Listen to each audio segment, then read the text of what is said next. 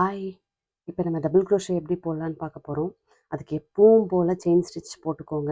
எவ்வளோ number of chains வேணுமோ அத்தனை செயின் ஸ்டிச் போட்டுக்கோங்க. எப்பவுமே டபுள் க்ரோஷேவை தேர்ட் ஸ்டிச்லேருந்து தான் ஆரம்பிக்கணும். சிங்கிள் க்ரோஷேவை செகண்ட் ஸ்டிச்லேருந்து ஆரம்பிக்கிற மாதிரி டபுள் க்ரோஷேவை தேர்ட் ஸ்டிச்லேருந்து தான் ஆரம்பிக்கணும். இப்போ டபுள் க்ரோஷே போடுறதுக்கு நீடிலில் 2 லூப் இருக்கணும். இப்போ ஒரு லூப் இருக்குது. இப்போ நீடில் ஆன்டி கிளாக் வைஸ் டிரெக்ஷனில் த்ரெட்டு மேலே சுற்றுனீங்கன்னா இப்போ 2 லூப் வந்துருமா? இப்போ இந்த 2 லூப்பையும் தேர்ட் ஸ்டிச்சுக்குள்ளே இன்சர்ட் பண்ணணும். தேர்ட் ஸ்டிச்சுக்குள்ளே இன்சர்ட் பண்ணி திருப்பியும் ஒரு லூப் எடுக்கணும். இப்போ மொத்தம் 3 லூப்ஸ் வரும் நீடில் மேலே. இப்போ திருப்பியும் நீடிலில் த்ரெட்டை சுற்றி ஃபர்ஸ்ட்டு 2 லூப் உள்ளேருந்து எடுக்கணும். திருப்பியும் த்ரெட்டை சுற்றி அடுத்த 2 லூப் உள்ளேருந்து எடுத்தால் இதுதான் வந்து டபுள் க்ரோஷே. டபுள் க்ரோஷேன்றது சிங்கிள் க்ரோஷே விட கொஞ்சம் லென்த்தியான ஸ்டிச்சு. இதே மாதிரி செயின் ஃபுல்லாக கண்டினியூ பண்ணிட்டு வரணும். அடுத்த செயினுக்கு போடலாம். இதே மாதிரியே டபுள் க்ரோஷே போடுறதுக்கு நீடிலில் 2 லூப் இருக்கணும். சிங்கிள் க்ரோஷே போடுறதுக்கு நீடிலில் இந்த ஒரு லூப் மட்டும் போதும், அப்படியே இன்சர்ட் பண்ணி எடுக்கிறது. டபுள் க்ரோஷே போடுறதுக்கு நீடிலில் 2 லூப் இருக்கணும். அதுக்காக ஒரு தடவை சுற்றிட்டு திருப்பியும் அதுக்கு அடுத்த செயின் உள்ளே இன்சர்ட் பண்ணி லூப்பை எடுத்திங்கன்னா இப்போ 3 லூப் இருக்கும்.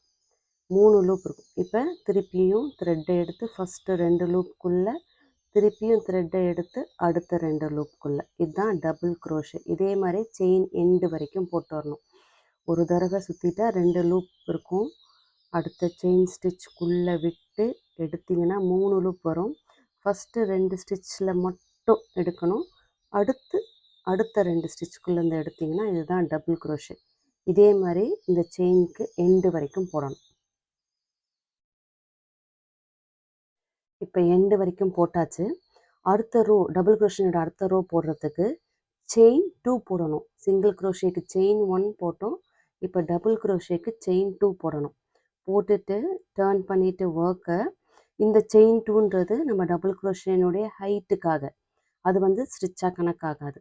திருப்பியும் டபுள் க்ரோஷே ஸ்டார்ட் பண்ணணும். ஒரு தடவை சுற்றிட்டு ஃபஸ்ட்டு ஸ்டிச்சுக்குள்ளே விட்டு திருப்பி எடுத்தோம்னா 3 லூப் வரும்.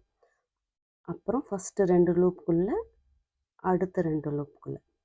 இதே மாதிரி ஒவ்வொரு ஸ்டிச் மேலேயும் அப்படியே கண்டினியூஸாக போட்டுட்டு வந்தால் இதுதான் டபுள் க்ரோஷே.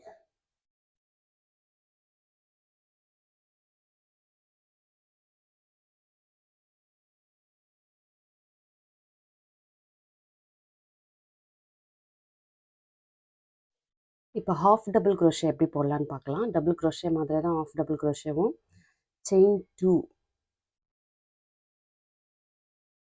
அப்புறம் ஒர்க்கை டர்ன் பண்ணிவிட்டு அதே மாதிரியே ஒரு தடவை நீடில் யானை சுற்றிட்டு ஸ்டிச் உள்ள விட்டுட்டு எடுத்திங்கன்னா இப்போ 3 லூப்ஸ் இருக்கும்.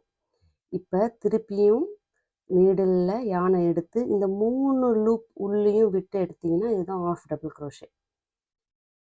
திரும்பவும் சொல்கிறேன். நீடிலில் யானை சுற்றிட்டு அடுத்த ஸ்டிச்சுக்குள்ளே விட்டு த்ரெட்டை எடுத்து இப்போ 3 த்ரெட் இருக்கும். டபுள் க்ரோஷேனா ஃபஸ்ட்டு 2 நீடிலில் எடுக்கணும், அடுத்த 2 லூப்பில் எடுக்கணும், அடுத்த 2 லூப்பில் எடுக்கணும். ஆஃப் டபுள் க்ரோஷேனா த்ரெட்டை 3 லூப் உள்ளேயும் விட்டு எடுக்கிறது தான் ஆஃப் டபுள் க்ரோஷே. யானை சுற்றிட்டு ஸ்டிச் உள்ள விட்டு எடுத்து திருப்பியும் யானை எடுத்து 3 லூப் உள்ளேயும் விட்டு எடுத்தால் இது ஹாஃப் டபுள் க்ரோஷே. இது வந்து ஆஃப் டபுள் க்ரோஷே டபுள் க்ரோஷேவை விட ஹைட் கொஞ்சம் கம்மியாக இருக்கும். இதுதான் ஆஃப் டபுள் க்ரோஷே.